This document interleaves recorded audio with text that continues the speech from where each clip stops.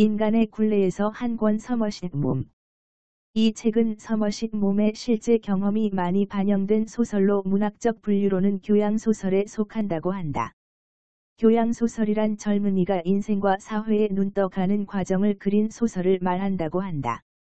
이 책의 제목은 저자가 직접 밝히듯이 스피노자의 윤리학 제4부의 제목인 인간의 굴레 또는 정서의 힘에서 따왔다고 한다. 스피노자의 윤리학의 머리말에 따르면 사람이 정념을 지배하고 제어하지 못하는 상태를 나는 예속 상태라고 부른다. 왜냐하면 정념의 지배를 받는 인간은 자신의 주인이 아니고 운명의 지배 아래 있어 눈앞에 더 좋은 것이 있더라도 더 나쁜 것을 다를 수밖에 없도록 운명의 힘에 좌우되기 때문이다라고 말하는데 이 책에서 다루는 주요한 주제가 바로 이 불가해한 정념이라고 한다. 다소 철학적인 물음을 던져주는 이 책의 내용은 어떤지 간단하게 줄거리를 살펴보자. 주인공 필립은 선천적인 절름발이로 어린 시절의 의사였던 아버지가 먼저 죽고 어머니도 어린 그를 남기고 죽게 되자 자식이 없이 사는 백부의 집에서 살게 된다. 자식이 없던 루이저 백모는 그를 친자식처럼 사랑으로 키운다. 이 블랙스터블의 사제관에서 지내다 큰아버지 부부는 9살이 된 필립을 터켄버리에 있는 킹즈 스쿨에 보내기 위해 그를 예비부속 학교에 입학시킨다.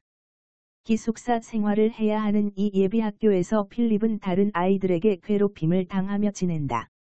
그러나 시간이 흐르면서 그의 장애는 더 이상 아이들의 관심거리가 되지 않았지만 그의 이런 경험은 그를 매우 예민한 사람이 되게 한다. 13세가 되자 필립은 킹즈 스쿨에 입학한다. 오랜 전통을 자랑하는 이 학교 많은 인물들을 배출했는데 무엇보다 시골 성직자를 길러내는 곳으로 제일 좋았다.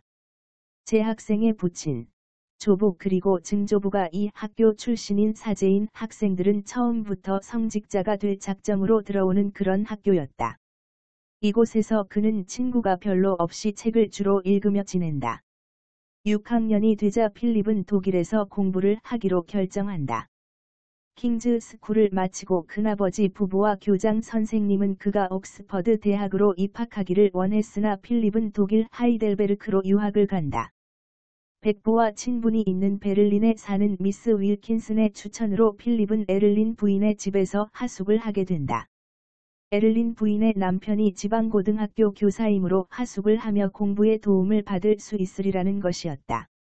이곳에서 하숙하는 사람들과 함께 지내며 독일어와 프랑스어를 배운 지 3개월이 지난 즈음에 영국에서 헤이워드라는 남자가 하숙생으로 들어온다. 그는 지방판사의 아들로 부친이 사망하고 1년에 300파운드의 수입을 재산으로 상속받은 남자였다. 문학적 감수성이 탁월했고 자신의 열정을 감탄스러울 만큼 유창하게 전달할 줄 알았던 그를 독서의 인도자로 여기며 그가 추천해주고 읽었던 작품들을 필립은 모조리 빌려다 읽는다.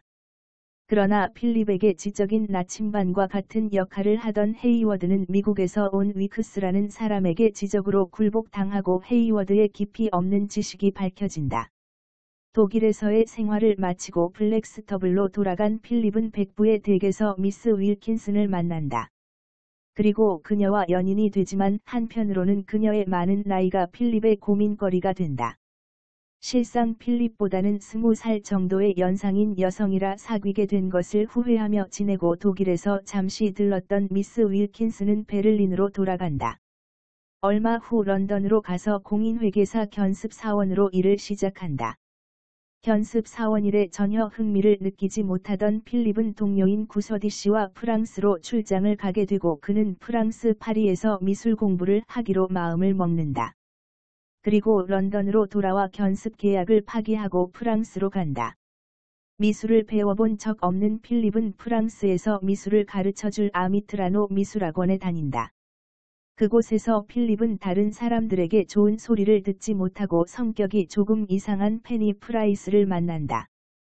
그녀와 약간 친해지고는 사람들이 프라이스 양이 필립을 좋아하는 것 같다고 하는 얘기가 들리기 시작하고 필립은 그녀로부터 사랑을 받는 게 싫기만 했다. 미술을 공부하면서 사귀게 된 사람들로부터 천재적인 시인이라며 크론쇼라는 남자를 소개받는다.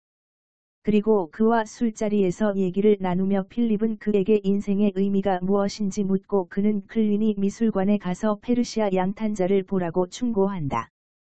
그러면 그 답을 알 수 있다고 그는 말했다.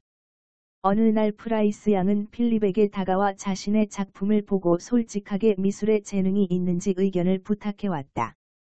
그리고 아주 불결한 그녀의 다락방으로 가서 그녀의 그림들을 보게 되는데 그림은 5살짜리 아이가 그린 그림 같은 정도에 저속한 그림들이었으나 필립은 그녀에게 재능이 보인다고 말해준다. 미술학원에 그녀가 며칠째 나오지 않자 그는 그녀의 집을 찾아가보고 그곳에서 목을 메고 자살한 그녀를 발견하게 된다. 그리고 그녀가 그동안 얼마나 가난하게 굶주리고 살았는지 알게 되고 그걸 빨리 알아차리지 못한 자신을 원망한다. 필립은 파리에서 예술가들이 빈곤하게 사는 모습을 보면서 많은 생각을 하게 된다. 그는 학원에서 미술을 지도하던 푸아네를 찾아가 조언을 구한다. 그의 그림들을 본 푸아네는 그에게 별다른 재능은 없다고 얘기한다. 그리고 미술가로서의 생활을 정리하기로 마음을 먹는다. 그 즈음에 백모가 사망했다는 편지를 받고 그는 다시 블랙스터블로 돌아간다. 그는 아버지처럼 의사가 되기로 결정하고 공인회계사 견습을 위해 치른 시험으로 성누가병원 의학교에 입학을 할 수 있었다. 학년 초에 알게 된 던스퍼드와 필립은 친하게 지냈는데 던스퍼트가 좋아하던 찻집에 아가씨가 있었다.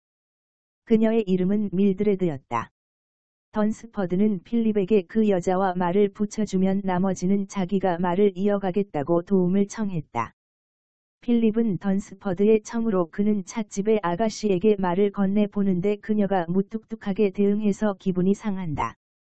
밀드레드의 태도에 화가 나 그녀를 비난하자 던스퍼드도 그 찻집의 발을 끊고 다른 곳에 있는 여자에게 관심을 옮긴다.